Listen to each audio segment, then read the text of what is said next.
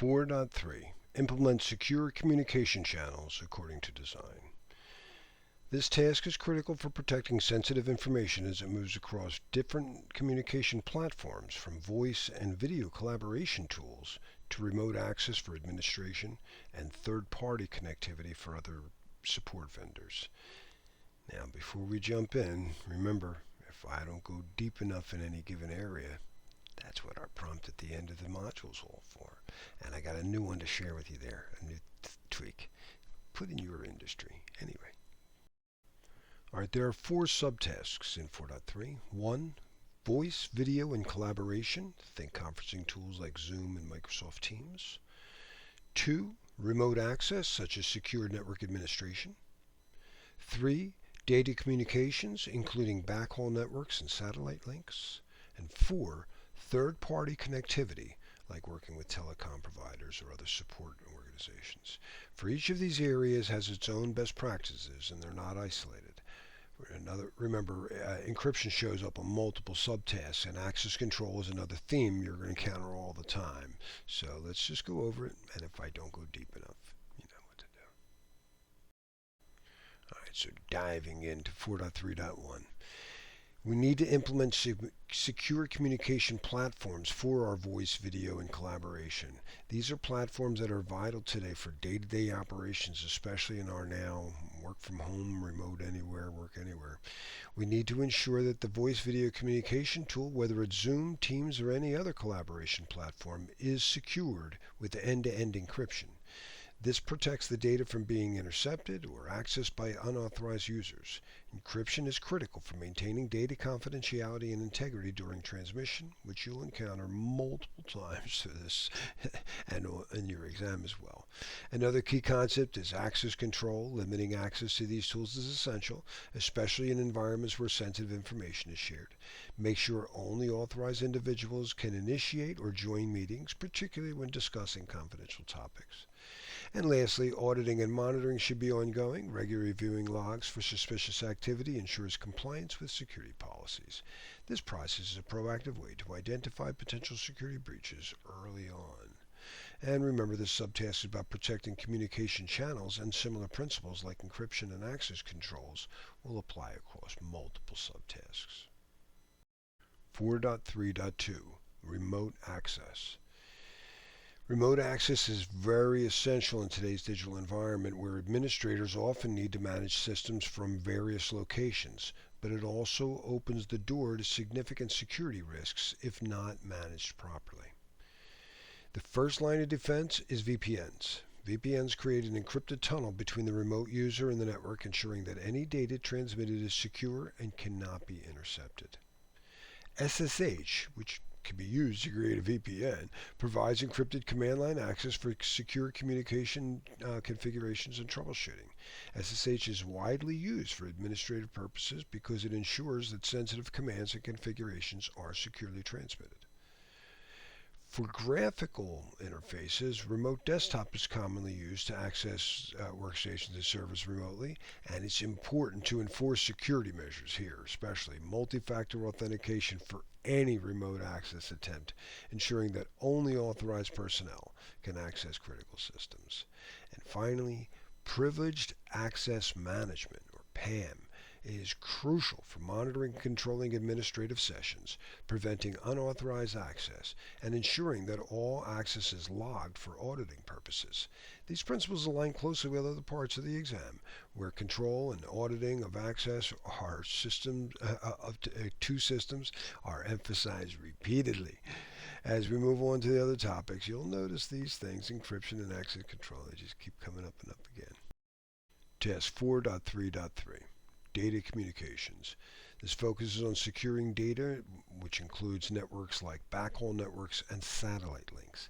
These are high-capacity communication channels that connect remote locations or devices back at the core network, making the security essential for ensuring data integrity and confidentiality. All right, first, we have secure backhaul networks. These are often used by large organizations to connect different sites, and ensuring their security means protecting the data that moves across them, especially using encryption and access control mechanisms. When dealing with satellite communication, security becomes more challenging due to the open nature of the medium. Encryption is critical here to prevent eavesdropping and unauthorized access to transmitted data.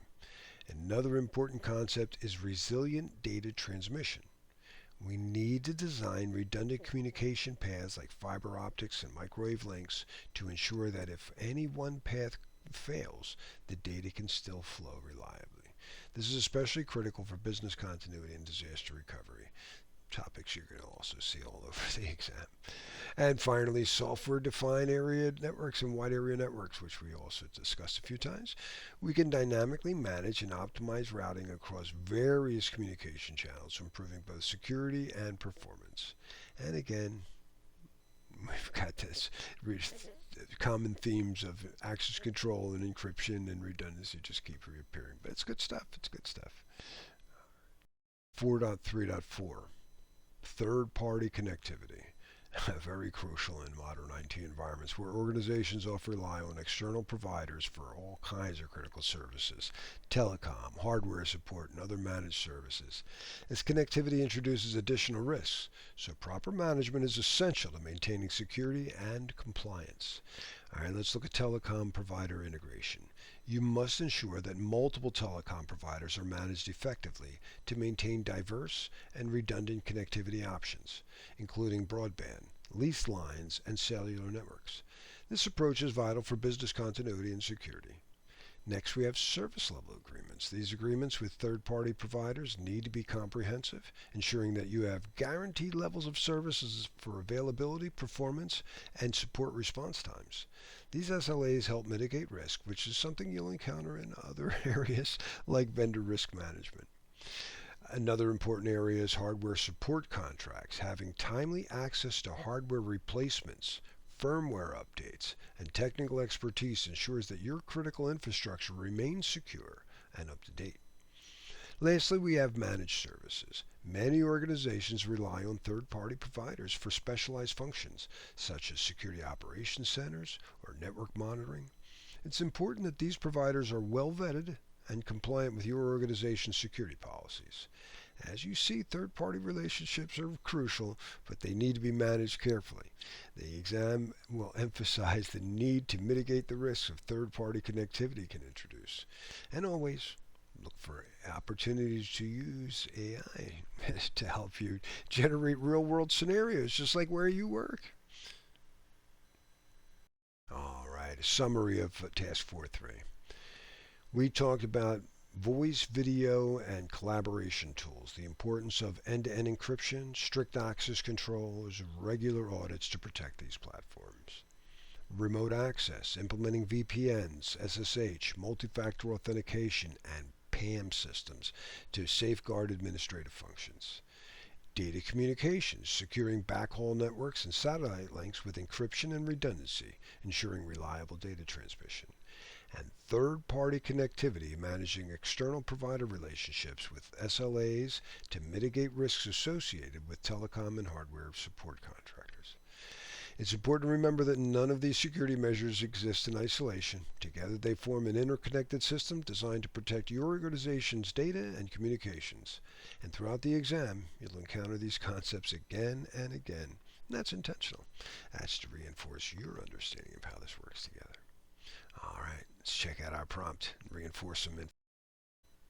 All right, so I mentioned something back there and I forgot to bring it up until now. So if you only watch this one, but when you're playing with the prompt, sometimes my students get confused and they're like, well, this seems like it doesn't apply to where I work. You know, I'm from military and I don't do it that way, or I'm from whatever medical place. So under 5, you could take that and say under concept and say, gear it toward banking industry or something like that. Pick a place where you work. That helps bring it home. All right. See you soon.